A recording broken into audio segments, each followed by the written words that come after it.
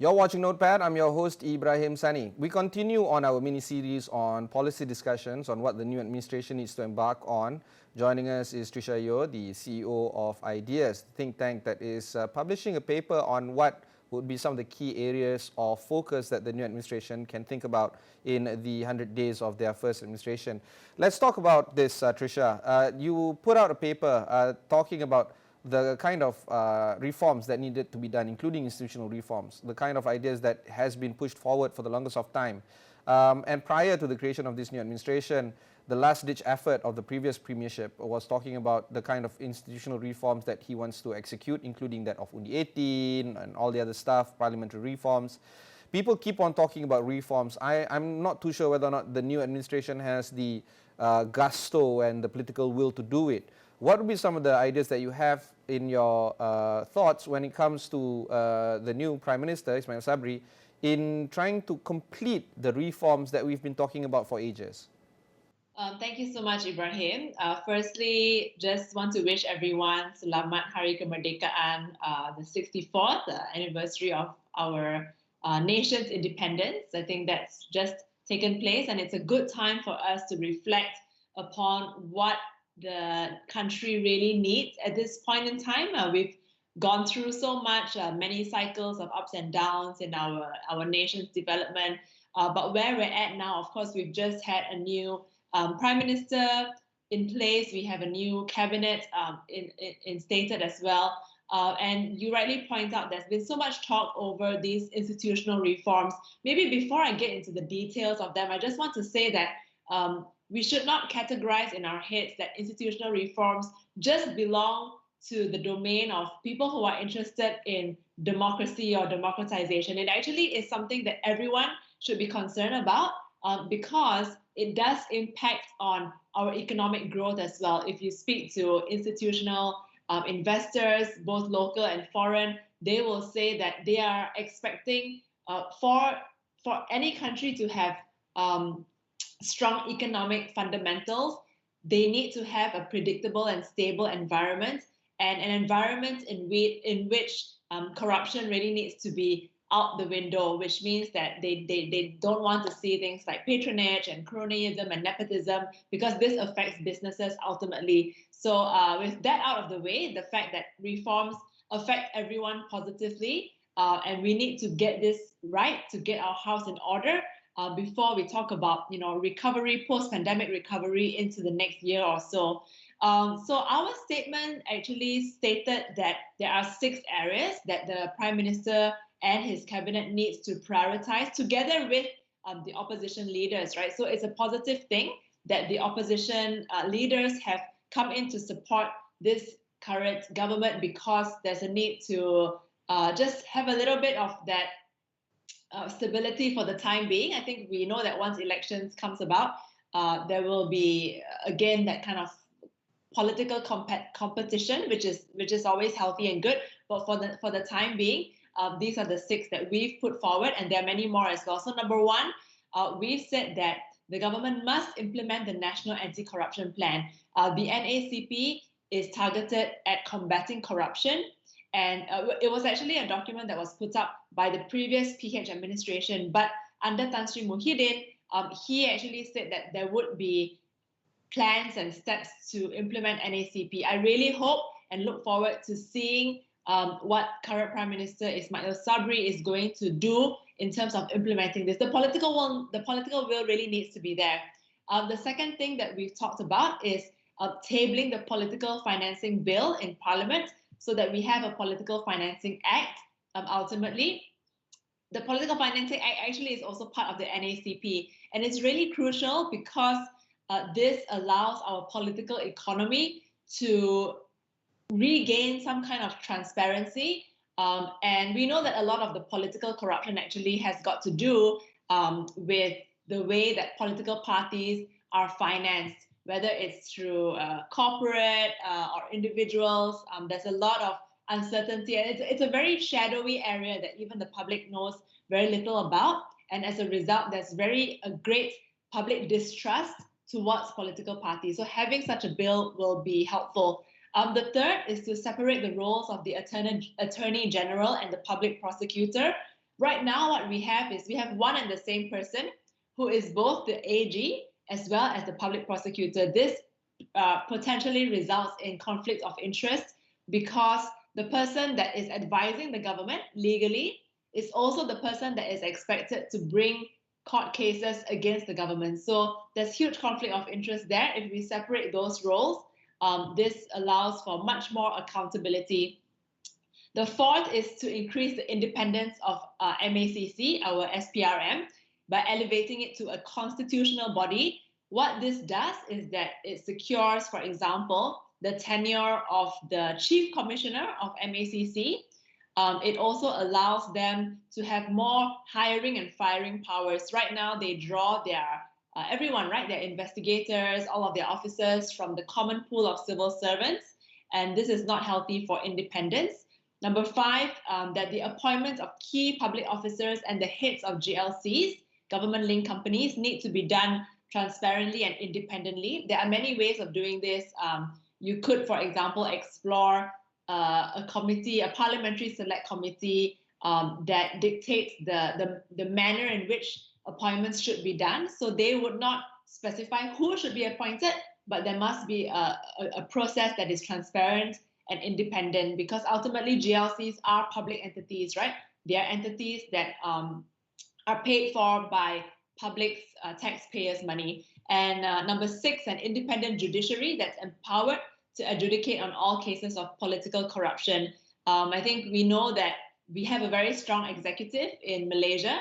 What's equally important is to have a strong parliament, and as well as to have a strong judiciary. So these are the six that we put here. There are many more that I can actually talk about, but maybe I'll stop there. If you have any questions, then you can ask me about that, and I can add on after. None of the things that you mentioned are new or foreign to us. We've been debating this for 2-3 years now. In fact, some of the ideas, like for instance, the separation of the roles of the AG as well as the prosecutor, have been going on for over 10 years. But it seems like the political will to get it done is not there. We've had 3 governments in the past 4 years, all of which are still trying to grasp at the political quarrels between them. What do you think about this government trying to make some of the reforms stick? And it's important for you to consistently bring up these policy items, these reform items, because, you know, even though it is making us or risking us sounding like a broken record, it still needs to be debated. Do you think that there's political will under this new administration to make any of these reforms done? I don't see that. I don't see that happening under this current prime minister, because I don't think he's ever really talked about reforms in any circumstances prior to this. But I would definitely welcome if he, as well as with his cabinet, actually realize the implications of not doing these things. So the implications can be quite grave, you know. I think there is every possibility for Malaysia to actually become a basket case in the future. I mean, that's not what I hope for, and I really don't look forward to that day happening. I mean, I think we all, you know, we have children and we have family in the country. This is our country. We just celebrated our Independence Day, and we love the country. We want to serve it. But there is every possibility of that happening if we don't get the reforms right. What I want to implore upon you is this, that it serves in the best interest of the government to make it work as well. A lot of people would argue that it is circumventing the government from achieving their goals if they do not execute these policy items, but actually it is in their interest to make it work. For instance, tabling the political financing bill, even though it may seem like it's circumventing political parties and politicians from seeking donorship and of course seeking for funds from the public domain, but it also protects them from any cause of calls of corruption or eliciting or soliciting funds from shadowy or grey area source of funding. it gives about transparency, it gives about the ability for them to be transparent into who is funding them. So I'm trying to appeal to the better sense of this government that there is a strong possibility for them to gain good public trust, not just from their so-called urban base, but of course their own rural base or their own constituency as well. Do you see that they might see this as an opportunity for them to be better in terms of being the public administrators? Do you see that do you think that they can see the upside of institutionalizing these kind of reforms? I think this is the time for think tanks like ours, for anyone who are public advocates of these things, to not just talk about like having laundry lists, right? I mean, I just gave you a laundry list, but I think it's also really important for us to be able to show that the incentives are there. There are positive incentives to do that. And you talked about, for example, political financing. Actually, one of the proposals that we want to put forward is actually having public funding as part of the political financing bill. What does public funding mean? The research actually shows that countries that actually implemented public funding, meaning that a proportion of government funds goes to political parties, and there can be all kinds of formula to work this out. For example, how much percentage of parliament that you win in a certain given election or a period of elections. The research shows that this actually improves the party system institutionalization. And once party systems in any country becomes more institutionalized, there's more predictability, there's more public trust. And this is the point that I want to get to. If you don't do these reforms, the public trust is practically zero. I mean, it's not just zero. I think there's negative trust right now between public and government. And this is dangerous because whatever government policy that is implemented, so let's say COVID, right, or another pandemic, if the SOPs are announced, will the public actually adhere to these SOPs? Will the public trust that what the government is announcing is to their interest? So on that count alone of bridging the gap of the public trust, that would be a huge incentive that I hope the government sees it is to their advantage to do that. And not doing that actually reduces their standing in public's eye. So those, I've given you like two reasons to do that. But I think third, and importantly, once these things are institutionalized, that also means that they can actually live better lives, because ultimately, I mean, they also are citizens of the country, and they have, relatives and so on. And if we can incentivize, we can show them that incentive that generally the livelihoods of Malaysians will improve, as well as the quality of life will improve. It's like you enlarge the pie and everyone can have access to that pie. So those are the 3 points that I can think of at the moment. We'll definitely think of more. All right, we'll go for one short break before we continue our conversation with Tricia Yeoh of Ideas.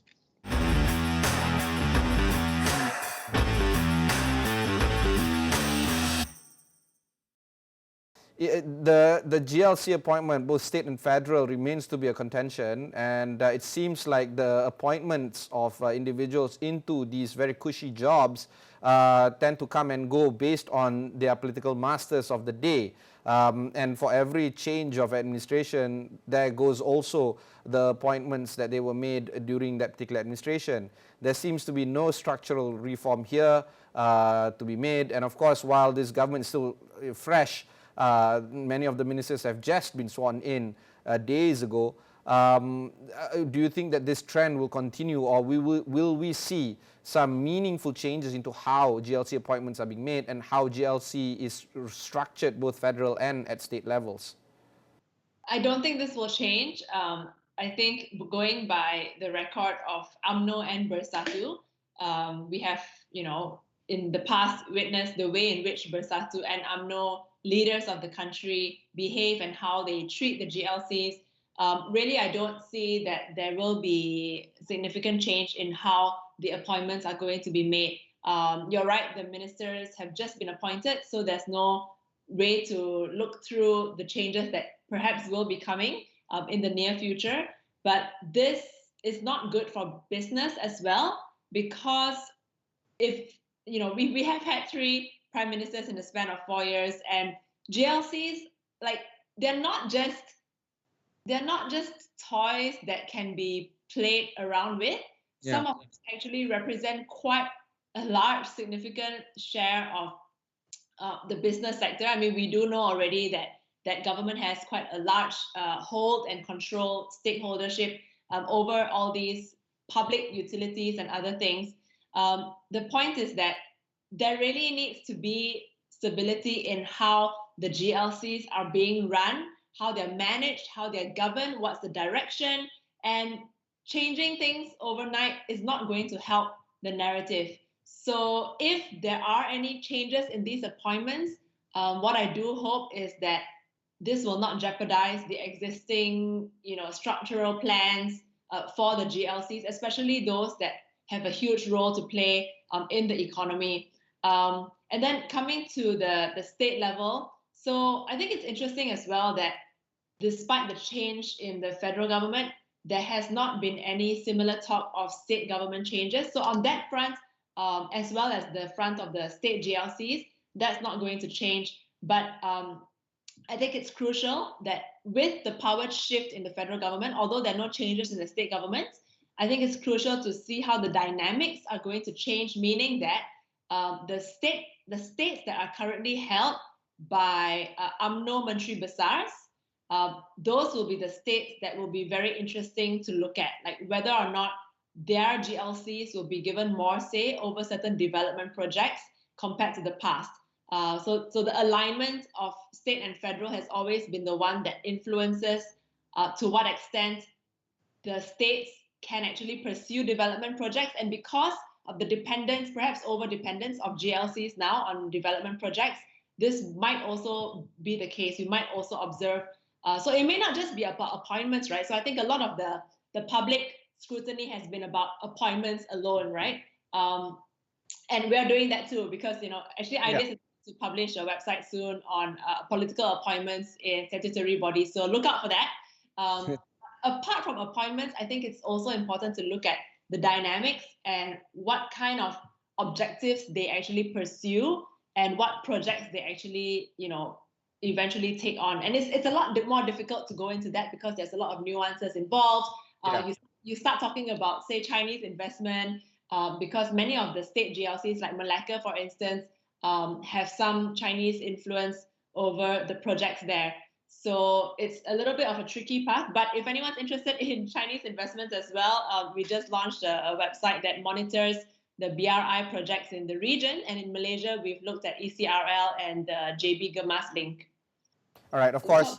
But when it's interesting that you mentioned, states that are helmed by UMNO MBs, because very recently we've learned that the Selangor government has de-gazetted 54% of the Kuala Langat North Forest as a permanent reserve in May. And quietly over the past 3 to 4 months, we never got wind of this until very recently. So it's not just the UMNO MBs, it's also PKR MBs or Pakatan Harapan MBs that needed closer scrutiny. And what this actually entails is that if government left to their own devices tend to do things without the consultation of the public and tend to do things that are contrary to public interest. This is what is needed to be done. Cross-aisle relationship and closer communications between every member of the elected body, not just Pakatan Harapan or Perikatan or Barisan. Every single public official needs to be brought to task, which brings about that whole interesting idea that your organization stated, that IDEAS believes that the agreement between the Prime Minister and the opposition leaders will open more doors for further institutional reforms that we need. And of course, when we talk about cross-aisle collaboration and bipartisanship, this is not something that is, something that is dreamt up by folks like you guys or calls made by folks like me. It's something that the Yang di-Pertuan Agong was explicitly demanding through his consistent statements coming in from the palace. Do you feel that under this new administration at federal level, and of course all the other governments at the state level, there comes a time when bipartisanship is needed, that close collaboration between all members of the elected public or elected officials is going to be done in this near time frame? Do you feel that we're going to see a lot more conversation is going to take place between opposition and government leaders both at federal and state level? Yeah, I think so. Especially during moments of crisis, right? Kind of like, okay, this matter, the question of leadership and the government, that's settled for the time being. Let's, hunker down and get into business, talk about ideas, and this cross-partisan, bipartisan, multi-partisan, whatever you want to call it, is really important because the ideas are really needed at the moment. I must say that in normal circumstances, even in other countries, this is actually what happens. And how does that happen? It usually takes place in the House of Parliament. So Parliament usually has select committees or special select committees that are tasked to mirror or shadow each ministry. And in these select committees, that's where the real work gets done. So Parliament is really towards the end of the process. It's where you table the final product to get final approval. But the real work that's done by select committees, these are actually meant to be bipartisan. So members of the opposition, members of the backbenchers, so government backbenchers are in there, and they're working hard. They're scrutinizing budgets, they're scrutinizing papers that come to them, they're calling witnesses, they're calling government, and the real work is there. And I must also add that these select committees, where both sides of the House can be invited, this is also the right platform in which think tanks and professional bodies, people like us, can be called in to provide our insight and support. And that's really, truly the way forward, meaning that you formalize, you institutionalize input from all quarters and all parties, and it's not unusual. So I think what we're observing is, it sounds like, oh, it's unprecedented and this has never happened in Malaysia before, which is true, but this is the real work. And I hope that in the interest of getting out of the crisis, but even moving forward, right? Let's say we have an election, and then after the election, the government is settled, the question of who is government is settled.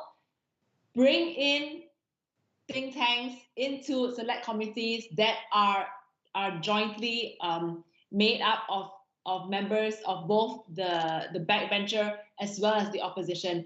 That is how you really have a whole of society approach in talking about national development. I don't mean to be a downer here, but when we talk about sliding amongst indexes or indices, we've slid in the press freedom index, we've slid, as you say, in the normalcy index, we've slid in the democracy index. Everything that can be indexed or measured, we have slid. Which brings about that whole conversation of how Malaysians should celebrate our 64th Merdeka Day and, of course, the upcoming Malaysia Day. Do you feel that a rise of optimism is there for this year, or do you feel that we have to brace ourselves for even trying times in the months to come? Yeah, it's a difficult year to even talk about celebrating anything with the number of lives that have been lost this year. So many people know of people, relatives, or friends, or families who already passed away, right? So That's I think it's quite a mood dampener, to be honest. I think both for Merdeka as well as for Malaysia Day. But I am, I suppose, a perpetual optimist. If you take the long view of things, and if you look at where Malaysia has been in the past and where we have, come recently, we see ourselves on a down turn on the graph. But if you look at the long view of, say, the last, 50 years or 100 years or so, we've had difficult times. Like, we have gone through tough times in Malaysia, and after a few years, we were able to emerge out of it. I believe that the Malaysian spirit of endurance, of belief in ourselves, and ultimately, we do love the country. I think that enduring spirit is there. It's just a matter of whether we are able to make the right decisions while we're at the crossroads now. And that's why it goes back to these, reforms or even belief in national unity, right? Yeah, maybe that's not the best term, because some people believe that unity over everything, that means that one could also result in, simply homogeneity and North Korea. But I think my point is, being able to Is what we want, yeah? The unity in the sense of diversity and unity in the sense we of want plurality. unity, That's what we want. diversity, and the fact that we can see the good in each other. And I think the fringe elements that are tying us and weighing us down, that really should be considered fringe, and we should not give that as much agency as we do to those who are really trying to make Malaysia a better place. But the politics needs to really be set aside, and I think politicians themselves need to embrace a much more policy mindedness than they have today. So I do hope that the cabinets of the present or the future, immediate future as well as long-term future, will be able to wake up and think about policy solutions, and that they will read, right? Actually, that's one question that you should ask the cabinet members or MPs that you interview. Like, what are they reading right now? Are they reading, The Economist and Yeah. magazines and newspapers that are forward-looking, or are they really just looking at how are they going to win their political party elections, for instance? Tricia, thank you very much for this very enlightening conversation. That was Tricia Yeoh, the CEO of the Institute for Democracy and Economic Affairs, or IDEAS. If you've missed any part of this conversation, just head on to IDEAS' website at ideas.org.my or on our own website at astroawani.com. Look for IDEAS, look for Notepad, look for Tricia. There's plenty of resources like this that can be found there as well. Until then, thanks very much for watching and goodbye. Thanks again, Tricia. Thank you. Bye.